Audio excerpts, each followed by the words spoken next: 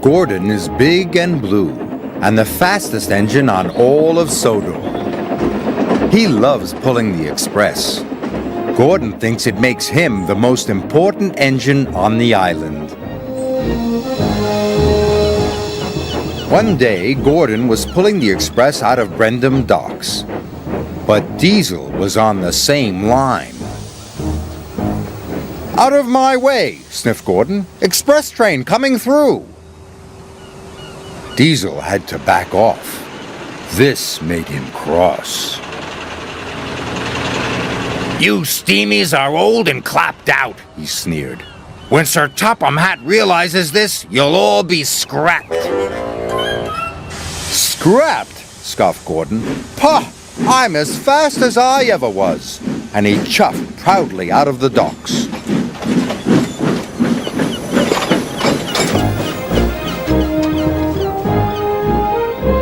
Gordon was speeding through the beautiful countryside. He was having a wonderful day. But then he heard a horrible squeaking noise. Gordon was upset. Squeaking could only mean one thing. Something was wrong. What if Diesel's right, he thought. What if Sir Topham Hatt scraps me?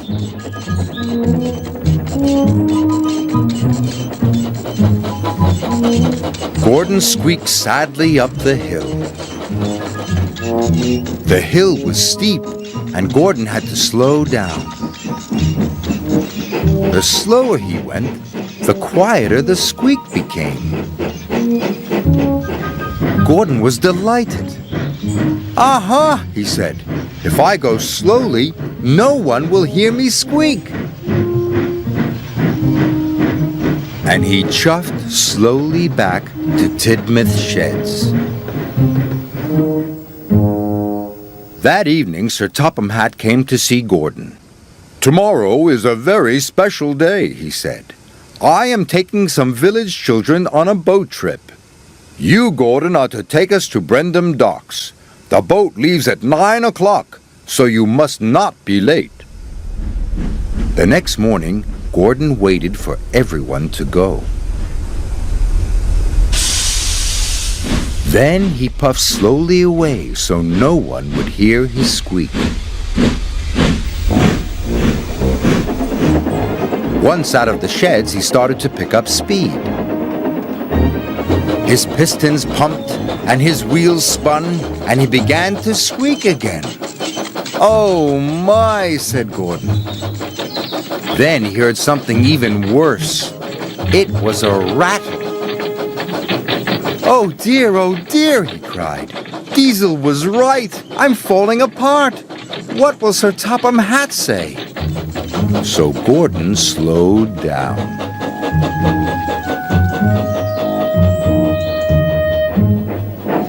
Gordon crawled slowly into the station to collect the children.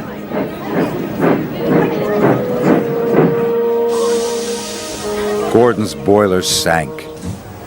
If he went slowly, the children would miss their boat trip. But if he went quickly, Sir Topham Hatt would hear his squeak and his rattle.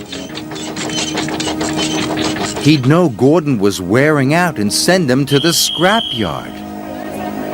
With the children safely on board, Gordon pulled slowly out of the station.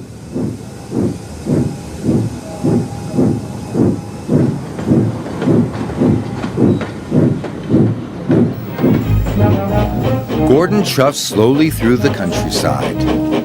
He thought things were going well.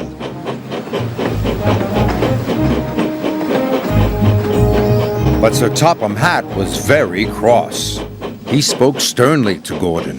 "Why are you fooling around, Gordon?" he boomed. "You must go quickly, or the children will miss the boat, and that will never do." "Yes, sir," said Gordon sadly. "Remember," added Sir Topham Hatt, "you are the fastest engine on the island." This made Gordon feel proud.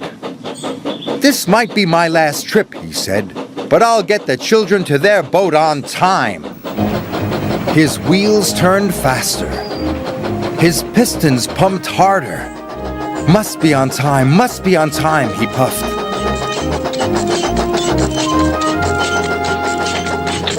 Soon, he began to squeak, and rattle too.